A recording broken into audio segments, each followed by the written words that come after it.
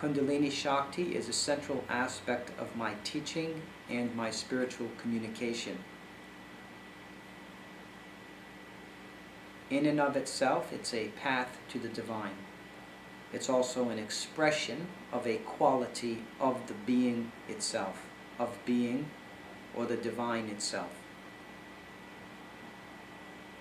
You see, through that individual quality, you can be led toward that state of total abstract consciousness, pure consciousness. That's why these phenomena are important, because it's only through a phenomena that you can travel to reach the phenomena-less, the absolute. The absolute ordinarily doesn't just remain absent in your life and then all of a sudden, without provocation, show up in its fullness. Typically, people acquire spiritual paths in order to make a journey, to have their mind make a journey that goes from the most concrete, basic bodily level of existence to the trans-bodily level of absolute consciousness. And your comments provide great clarity to abstract subject matter. It experientially makes it so. That would be the goal of my speaking about these subjects, to help give you a ladder onto which you can ascend gradually. At the same time, as your mind ascends or your consciousness ascends in intervals, there is still the transmission of that full radiance which is beyond perception and beyond linearity. It's beyond time and progression.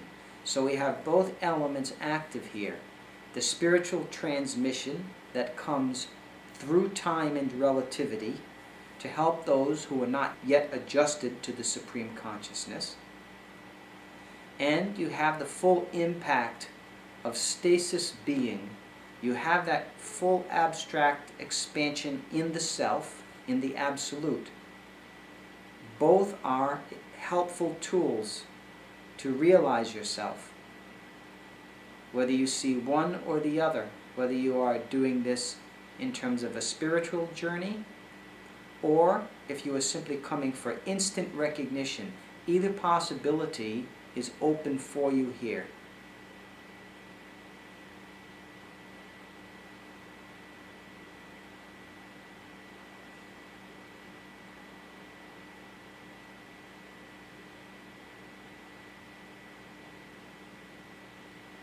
Conceptual clarity, if I am able to share that with you about the subject matter of enlightenment and awakening, can help you move into this consciousness through the mind's discrimination process and processes. That would be traditionally called the practice of jnana yoga, using the discriminative faculty to further your comprehension of the subjective aspect of inner being. You're actually using the thinking mind on this path. You're using the thinking mind to go beyond thought. The context of this discussion, it means going beyond thought into that abstract quietness, abstract fullness, where you sense that the mind is resting in its a priori principle. It's resting in the centrality of being itself.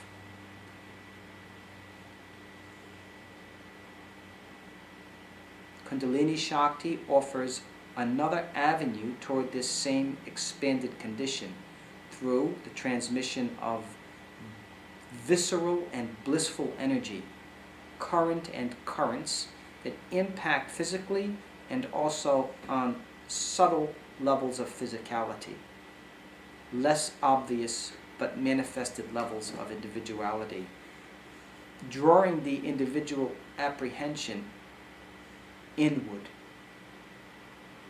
through the modality of energy penetration, and also the kind of divine intoxication that can ensue from that initiatory process. Even love, devotional love, religious adoration, worship, all those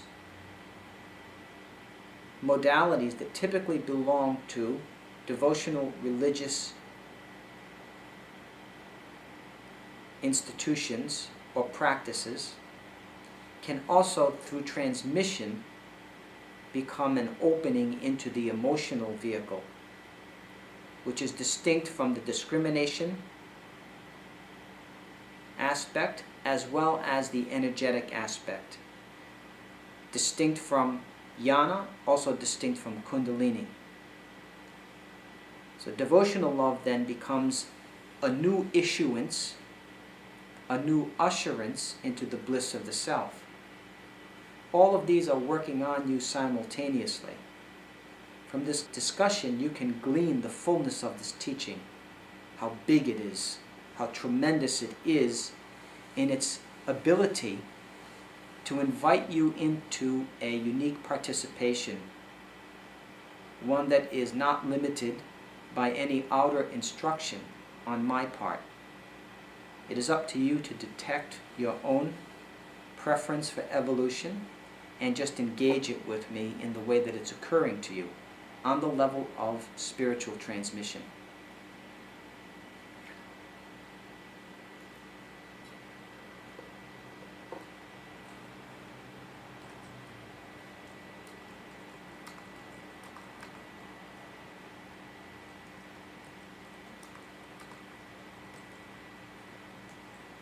You can abide in the heart consciousness with me without understanding anything.